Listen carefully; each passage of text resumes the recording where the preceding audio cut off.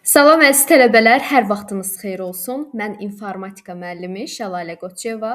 Bu gün sizlərlə birlikdə qəbul imtahanına çox düşən sual tiplərindən biri olan Python proqramlaşdırma dilində yazılmış məsələlərdə ən böyük və ən kiçik qiymətin tapılması məsələsinin həllini araşdıracağıq. Gəlin baxaq suala.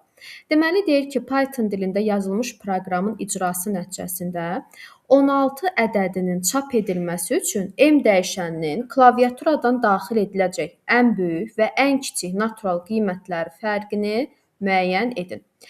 Deməli, əgər proqramın icrası nəticəsində 16 ədədi çap olunursa, deməli bu printdə və buradan çap olunur. Printdə nəyi çap edir? N-in qiyməti. N də nədir? N vur 2.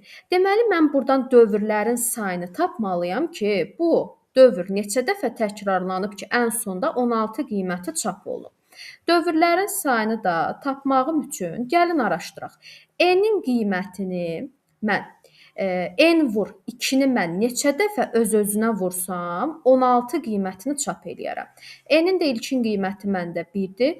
1 vurulsun 2 üstü x bərabər 16. Biri də 2-nin hansı qüvvətinə vuranda 16 alarıq? 4. Onda belə çıxır ki, dövrlərin sayı olacaq burada 4 dəfə. Dövrləri tapdıq.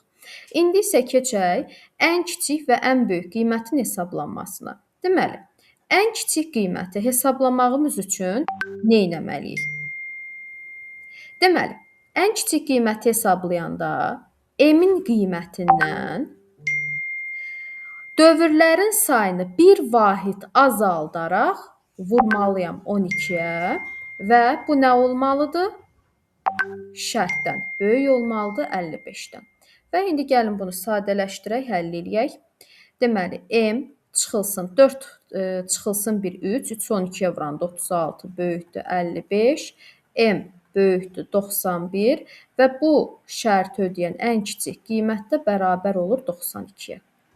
İndi keçək ən böyük qiyməti hesablayaq. Deməli, ən böyük qiyməti hesablayanda isə M-in qiyməti çıxılsın, dövrlərin sayını olduğu kimi saxlayıram, vur 12 və dövrün işarəsi dəyişilir. Çünki bu dövr haçan bitir? M-in qiyməti 55-dən kiçik bərabər olan zaman və M çıxılsın 4 vur 12 48 kiçik bərabər 55 və M kiçikdir bərabərdir 103.